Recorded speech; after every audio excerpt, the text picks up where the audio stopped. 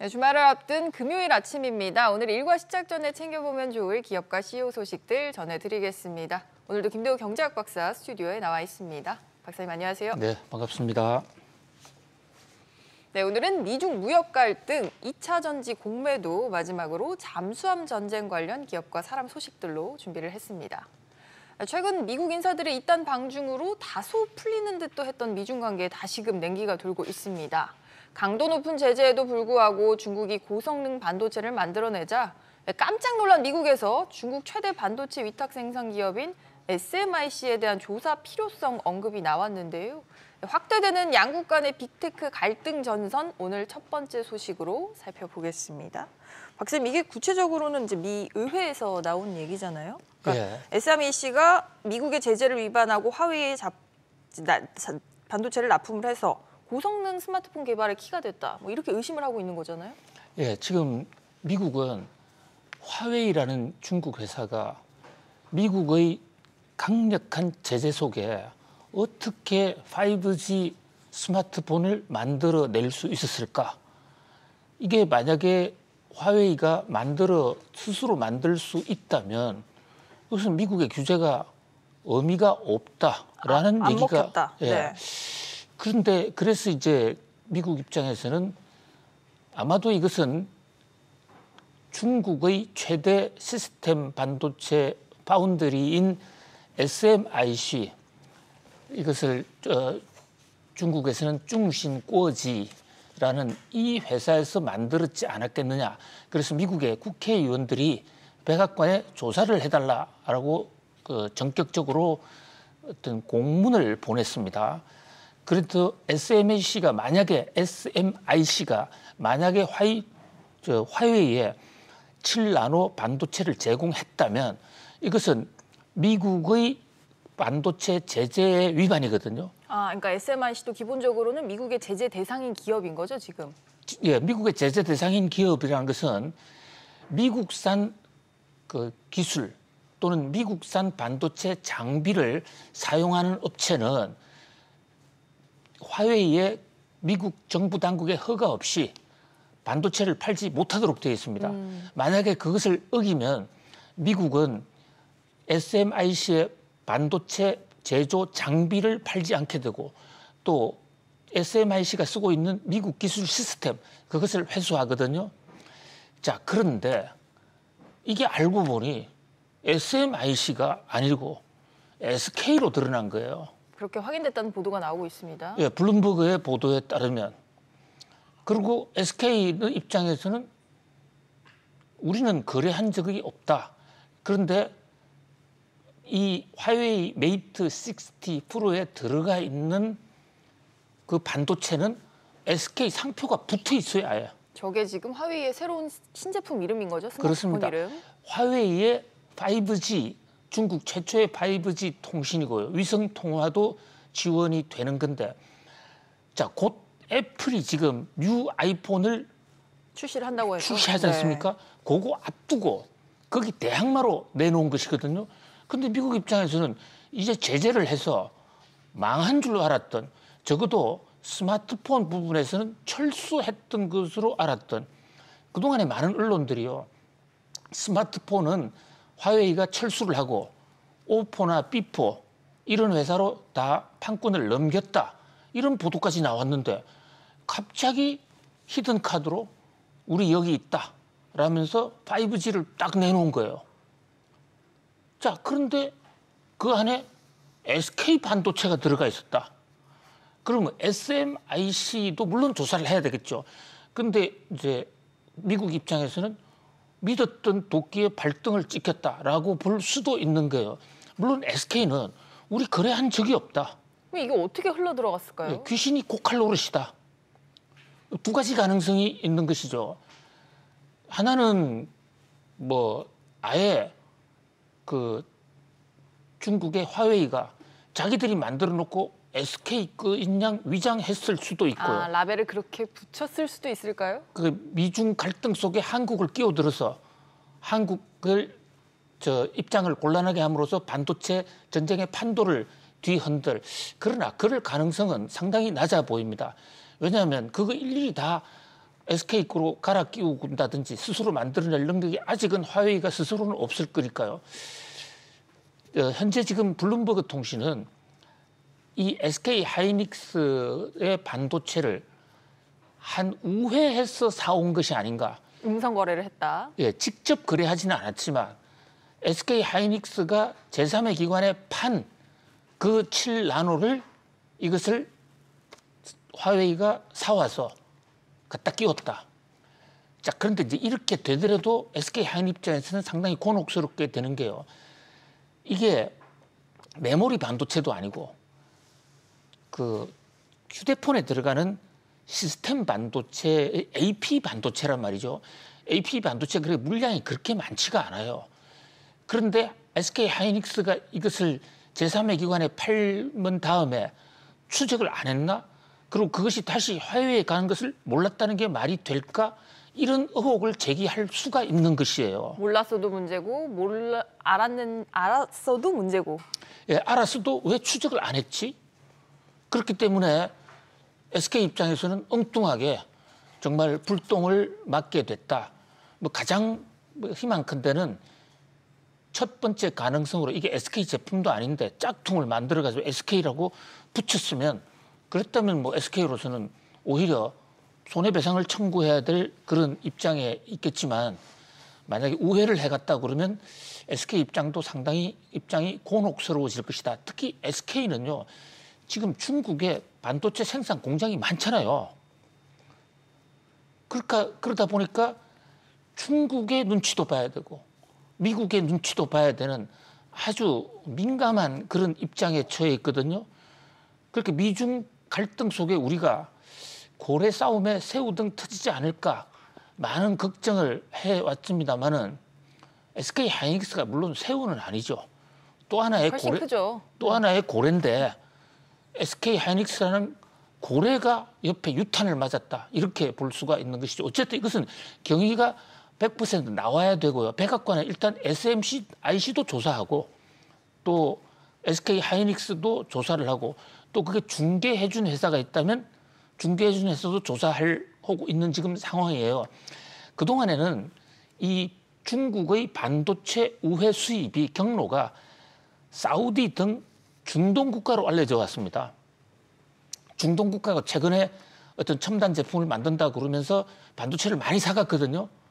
그래서 미국 일각에서는 중동 국가들도 제재 대상에 올려야 된다라는 얘기까지 나오고 있는 차에 미중 전쟁 속에 하이닉스가 지금 정통으로 지금 논쟁의 한 중앙에 휩싸였다 이렇게 볼 수 있습니다. 참, 화웨이 이야기가 이렇게 뜬금없이 SK 하이닉스까지 갈 줄은 정말 많은 분들이 상상을 못하셨을 것 같은데 화웨이 이야기 좀 더 해보면 좋을 것 같아요. 이번 스마트폰이 그 중국 현지에서는 뭐 대기를 해야 될 정도로 굉장히 인기를 끌고 있다던데 이게 좀 애국 마케팅이랑도 좀 연결이 될까요? 그렇습니다. 뭐 중국에서 말하는 애국 마케팅 꾸어차오라는 것인데요. 꾸어차오 마케팅의 전형입니다. 지금 중국 각 언론들에 보면요. 이 중국을 위해서 화웨이를 사용하자.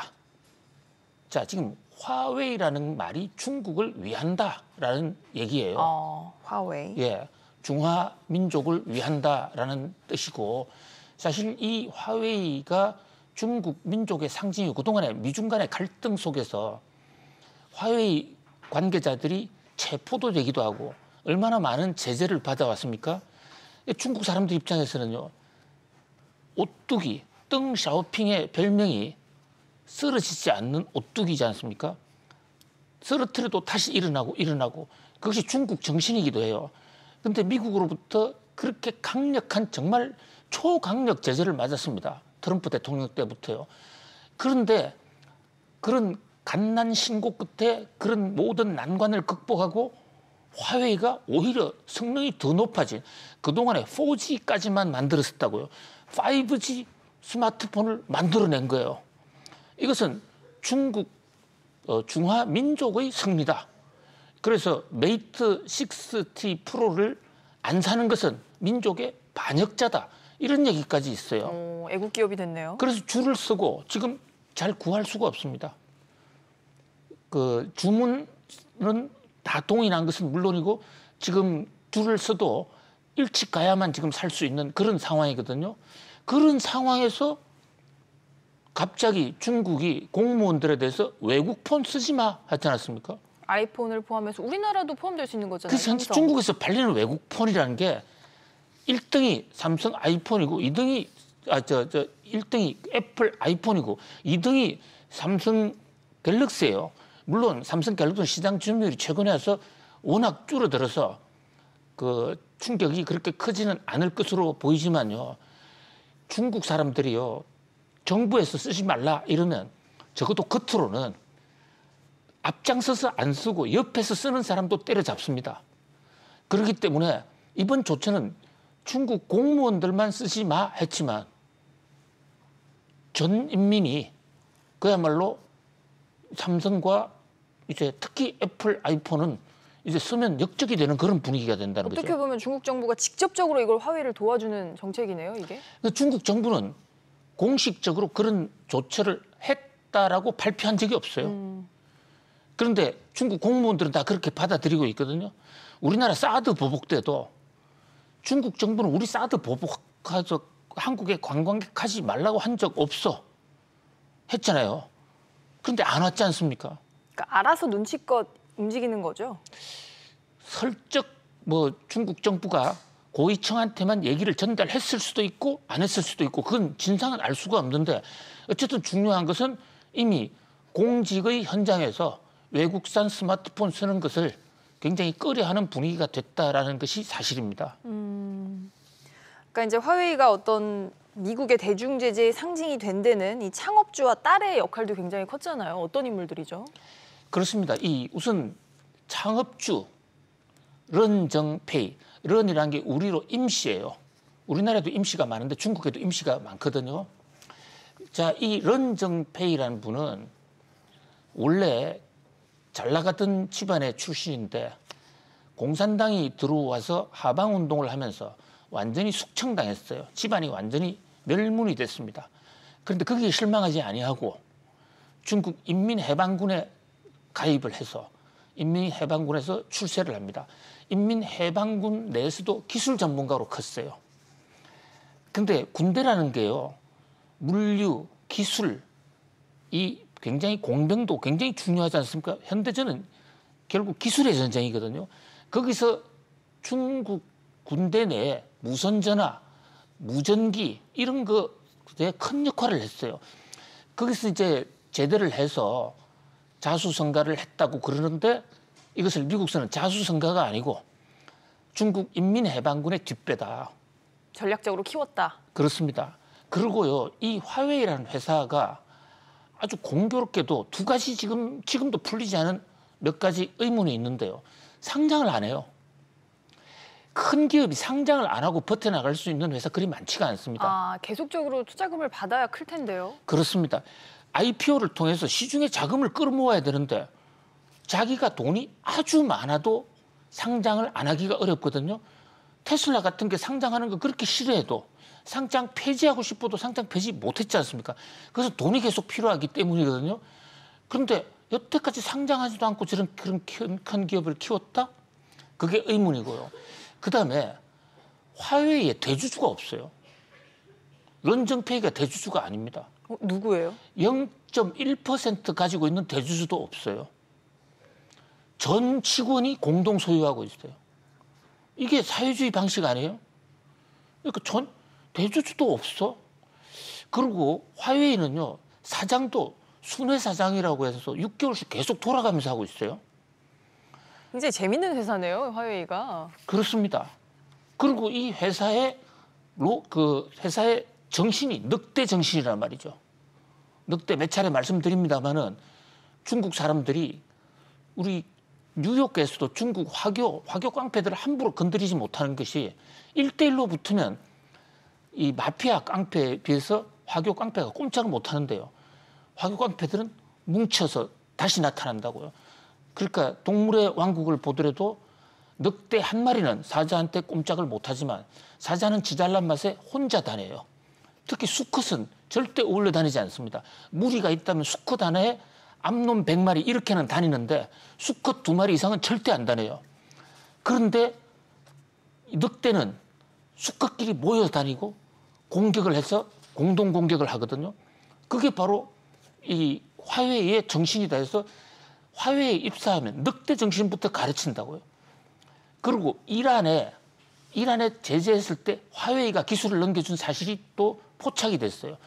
그래서 그 미국의 규제를 받게 됐고 또 화웨이 기계가 미국에 많이 배치가 돼 있는데 거기서 정보통신 기술을 통해서 고급 정보가 바로 공산당으로 들어가고 있다는 이런 미국 정부의 지적이 아니라 그 기계를 썼던 많은 업체에서 미국 정부에 제소를 한 겁니다. 그래서 이제 이렇게 미국과 갈등이 생겼고 그동안 엄청난 기간 동안 미국의 제재를 받았음에도 스스로 독자 기술을 만들었다. 이것은 뭐 이후에 어쨌든 간에 대단한 것이죠. 그 현재 SM7 나노 칩을 탑재했다라는 보도도 최근에 나왔는데 블룸버그는 SMIC가 아니라 SK 하이닉스일 것이야. 그러나 그 진상은 아직까지 좀 더 두고 봐야 됩니다. 이렇게 스토리를 들어보니까 화웨이가 왜 중국 국민들의 자존심인지 그 부분도 좀 예상이 그렇습니다. 가는 것 같아요. 자존심의 이름부터가 화웨이지 않습니까? 알겠습니다. 화웨이 소식 계속 커질 것 같으니까요. 저희도 업데이트되는 거 계속 스토리를 전해드리겠습니다. 멍완저우. 아, 딸, 예. 창업주의 딸. 예. 그러니까 자 런정페이의 딸이 멍완저우라고요. 네. 그 좀 이상하지 않아요? 왜 이름이 안 비슷해서요? 아니 딸이면 딸하고 아버지는 성은 같아야 될 거 아니에요. 런정페이면 멍완저우가 아니라 런완저우가 돼야 되잖아요. 그런데 이 집안 참 재밌습니다. 이걸 꼭 말씀드리려고 하는 것이 멍완저우가 이란에 불법으로 통신기기를 납품했다 해가지고 체포가 돼서 캐나다에 오래 기간 억류가 돼 있었습니다. 그런데 멍완저우는 아버지 성을 안 따르고 어머니 성이 멍씨입니다. 멍씨가 멍청하다 멍자가 아니고요. 중국어로 맹자 있지 않습니까? 맹자가 중국 발음하면 멍 발음이 나요. 그 어머니 성씨를 따랐는데 여기에 또 스토리가 있어요. 멍완저우가 따른 어머니 멍씨가 바로 공산당의 당 부서기까지 올라간 최고위층이에요. 그러니까 아버지 런정페이는 몰락한 집안의 인민군으로 들어갔지 않습니까? 거기서 연애 결혼을 했는지 아니면 팔탁이 됐는지 해서 멍씨란 여자하고 만나 결혼을 했는데 그 멍씨 집안이 중국 공산당의 최고위층이다. 그런 면에서 이게 화웨이가 공산당의 뒷배다라는 그런 의혹이 계속해서 나왔다. 그런 지금 멍완저우가 후계자로 지금 순환 사장까지 맡고 있거든요. 사실 중국 인민들이 제일 좋아하는 사람은 런정페이가 아닙니다. 멍완저우. 왜냐하면 체포돼서 몸으로 탄압을 받기도 하지 않았습니까? 일각의 중국 보도를 보면요. 예수 탄압보다도 더 큰 탄압을 받았다. 뭐 이런 보도까지 나오고 있는 상황이에요. 사실 미국이 아무리 때려도 화웨이는 중국이 전략적으로 키우는 기업이겠다. 뭐 투자자의 관점에서 보면 또 그렇게도 볼 수 있지 않을까 그렇습니다. 싶어요. 예. 알겠습니다. 아, 너무 많이 처음에서 얘기를 했는데 두 번째 소식도 저희가 알차게 준비했습니다. 살펴보시죠. 어제 국내 증시에서는 2차 전지 대장주인 에코프로가 화제였습니다. 장중 100만 원대가 무너졌는데 2차 전지 테마주 열풍이 끝물에 들어선 건지 투자자 관심이 커지고 있습니다. 박사님, 사실 지난달 말만 해도 주가가 뭐 120만 원대 중반이었는데 굉장히 가파르게 떨어지네요. 거의 200만 원대까지 접근을 했었죠. 지금 굉장히 떨어진 거예요. 주가가 이렇게 떨어진 데는 공매도 세력들이 배후에 있다는 지적들이 나오고 있는데요. 에코프로뿐만 아니라 지금 2차 전지주에 공매도가 상당히 많이 붙어 있습니다. 공매도라는 게 주가가 떨어져야 이득을 보는 사람들이 하는 투자 행태 그렇죠. 아닙니까? 없는 주식을 일단 현재 가격에 팔아놓고 그 판 주식을 며칠 후에 사다가 메꾸는데 주가가 떨어지면 나중에 훨씬 더 싸게 살 수 있기 때문에 주가 하락을 부채질하는 하나의 방아쇠가 되는데요. 이제 여기에 촉각 여기에 유탄을 맞았다 이를 보는데 현재 2차 전지주에 대해서 그동안에 많이 올란 측면도 있지만 공매도 세력들이 이렇게 달라드는 데는 2차 전지주가 어떤 한 템포 어떤 이 세력 그 교체가 되는 것이 아닌가 또는 끝물이 아닌가라는 이런 지적이 있어요. 물론 배터리 아저씨의 최근 그 유튜브 방송을 또 취재차 들어가 보니까 결코 끝물이 아니다. 또 온다라고 그렇게 이제 주장을 하시는 대목도 제가 감명 깊게 봤는데요. 사람마다 주장하는 건 다르니까 함부로 뭐 단정적으로 지을 수는 없는데 어쨌든 공매도 세력이 많아졌다. 이런 것은 2차 전지의 하나의 악재가 아닐까 이렇게 볼 수 있겠습니다. 그렇습니다. 뭐 요즘엔 조금 출렁이고 있지만 에코프로 이렇게 주가 끌어올린 거 우리 개미 군단을 안고 볼 수가 없잖아요. 개인 투자자들. 블룸버그 보도에도 등장을 했어요. 그렇습니다. 블룸버그 보도가 저는 공매도를 끌어들이는데 굉장히 큰 어떤 한 유인이 됐다고 봅니다. 자, 에코프로에 블룸버그가 놀랐다는 이런 어떤 그로 해석될 수 있는 대대적인 보도인데요. 올 들어서 세계에서 가장 많이 오른 주식이 에코프로다. 세계에서. 세계에서요. 뭐 그 굉장히 극찬인지 어떤 경계인지 알 수 없는 그런 욕인지 칭찬인지. 예. 네. 그런데 이제 여기서 에코프로가 오른 이유에 대해서 주로 한국의 개미들 그 밈주식 형태로 많이 보도를 했어요. 한국의 개미들이 에코프로를 많이 찾는데 에코프로가 양극재를 만들어내서 납품을 하는데 특히 이제 한국이 2차 전지에 강한 나라고 이러니까 에코프로가 많이 올랐다. 뭐 그렇게 조명을 했습니다만은 공매도 세력 입장에서 볼 때는요. 아무리 전망이 좋은 회사도 많이 오른 종목에 불나방처럼 달라붙는 게 원래 공매도입니다. 그래서 회사 전망이 좋다 나쁘다 그래서 장기 투자를 할 때는 가치가 중요하지만 단기 투자를 할 때는요. 그 가치와 주가와의 비교 가치보다도 많이 올랐을 때는 반드시 조정 과정을 거친다. 또 너무 단기간에 올랐을 때. 예, 뭐 그런 것을 보여주는 한 사례인데 또 국제적으로도 지금 중국이 이 CATL을 필두로 내세워서 2차 전지 지금 투매, 덤핑을 칠 수 있다. 이런 우려가 나오고 있거든요. 저가로 쏟아낼 수 있다는 거죠? 예, 그런 배터리를? 것도 공매도 세력들이 2차 전지에 공매도를 던지는 한 요인이 된 것으로 보입니다. 복합적인 이유로 또 오늘은 또 에코프로 주가 흐름 어떻게 될지 장 열리면 살펴보시는 게 좋을 것 같습니다. 마지막으로 방산 시장으로도 가보죠. 국내 방산업계 떠오르는 맞수입니다. 연초부터 수주 경쟁을 벌여온 김동관 하나그룹 부회장과 정기선 HD 현대 사장이 이번에는 70조 규모 잠수함 시장을 잡기 위해서 동분서주하고 있습니다. 박사님, 폴란드에서 지금 잠수함 시장에 큰 장이 열렸다고요? 그렇습니다. 지금 우크라이나 전쟁 때문에 방위 산업에 대한 관심이 크게 늘어나고 있는데 상황에서 특히 폴란드가 우크라이나에 무기를 되어주는 나토 회원국이거든요. 그러니까 전 세계에 특히 나토의 무기가 폴란드를 통해서 들어간다고 볼 수가 있고 우리가 폴란드에 뭐 비행기도 팔고 탱크도 팔았지 않았습니까? 근데 이번에 이제 잠수함까지 한다 이런데 이 잠수함은 역시 조선사가 가장 뭐 중심이 되는 것이죠. 근데 조선하면 한국이 지금 세계 1위인데 최근에 이 조선사를 인수한 하나그룹 이름도 한화오션이라고 지었죠. 김동관 회장이 직접 날아갔습니다. 그래서 누가 과연 수주하느냐, 기술력 또는 어떤 매출 확보 이런 면에서 주목을 끄는데 문제는 여기에 지금 오랜 그 조선의 1인자인 HD 현대중공업의 정기선 회장도 여기에 성부수를 두고 있고 승계 작업도 사실 이 방위산업 쪽에서 제대로 되느냐가 지금 관건이 되고 있거든요. 그런 면에서 이번 사건은 정기선 대 김동관의 전쟁이다. 이렇게까지 나오고 있습니다. 요즘 이 80년대생, 이 두 분은 80년대생이고 장충초등학교 동기동창이고 그 아버지들도 또 장충초등학교예요. 2세대에 걸쳐서요. 예, 대를 이어 장충초등학교. 장충초등학교 하면 아주 유명한 분이 한 분 계시죠. 누구죠? 그 유명한 박근혜 대통령의 모교이기도 하고 또 정몽준 회장, 김성현 회장 이런 분이 다 장충초등학교 출신들입니다.